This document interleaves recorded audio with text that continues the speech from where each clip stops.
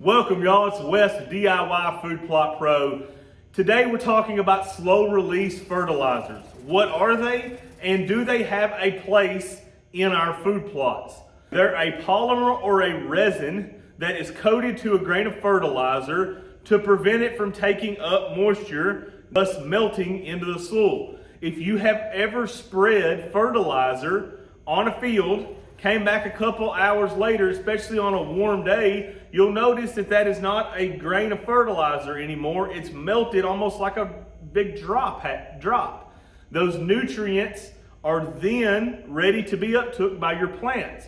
What slow release fertilizer does is the coating prevents that moisture from taking it up, and over time, the temperature gets hotter and hotter and hotter, and those things begin to break down. And they start releasing fertilizer over an extended period of time. The pros and the cons, and we're also going to go over what crops that I like these for, what I think that makes sense to use them for, and what crops that I don't really see there's any sense to be made in using these. I do want to talk real quick about some of the importance of nutrients moving through the soil. P, which is the second number, this is nitrogen, phosphorus, potassium. P does not move. You don't worry about that middle number moving.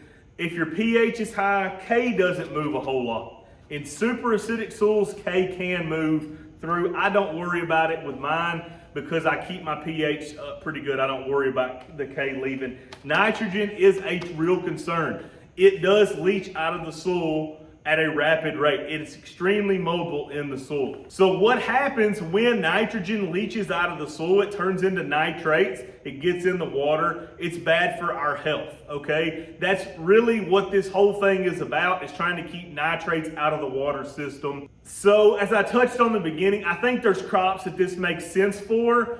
Those being spring planted, heavy users of nitrogen crops.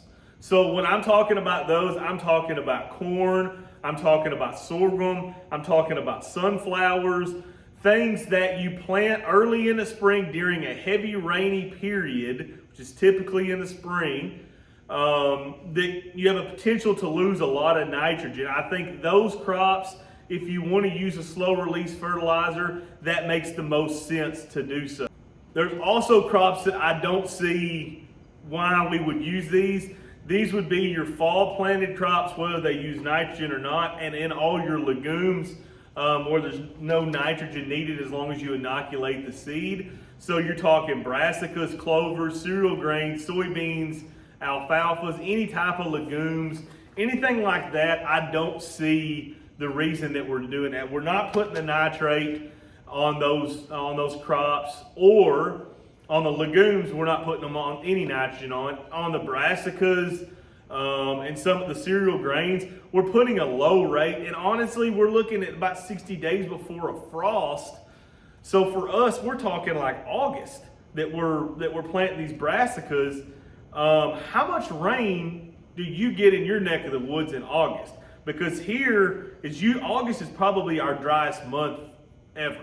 So we're not going to leach a lot of nitrogen at that point, I don't feel like. And then the cereal grains, we're only talking 20 to 30 pounds of nitrogen. And those crops are rapidly developing. So they're going to use that fertilizer in no time. It's not going to take any time at all. And we're not putting heavy rates of fertilizer on like we are on, like say, a corn crop. We're going to put 150 units on.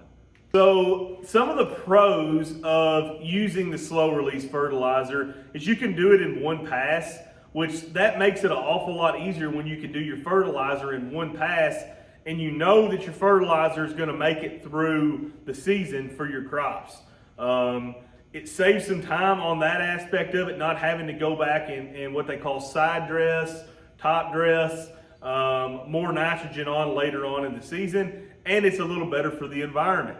Some of the cons of slow release, there's only one that I could really find, and it's just more expensive.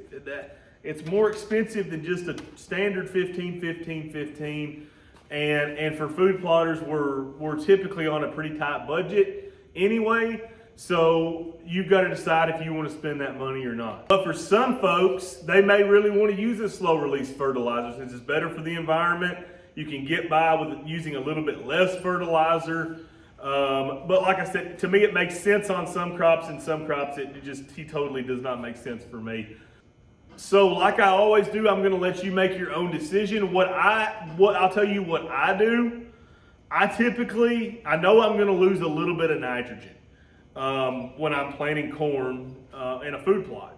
What I typically do, I'll wait until right before planting and the soil is warm, the temperature is warm, so I know that corn is going to develop rapidly. It's not going to sit there in the soil for 2 or 3 weeks trying to come up. It's going to be out in 5 to 6 days.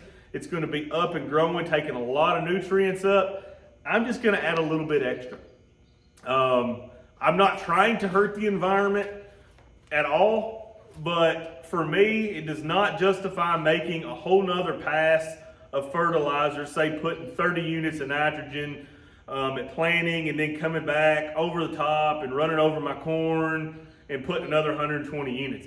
Or 110 units. It doesn't make sense for me to do that. I'm going to put, instead of maybe 130, 135, I'm going to bump that to 145, 150, put it all down right before planting, and I'm going to roll on down the road. I want you guys to do me a favor. If you're still on here, I want you to drop a comment down below what you want to see coming from me forward, and some of the videos, some of the topics that you would like to see covered. And I would really, really appreciate if you would do that for me. And I hope you've enjoyed this video. If you haven't subscribed, press that subscribe button. See you guys real soon, and stay tuned for another one of these awesome videos.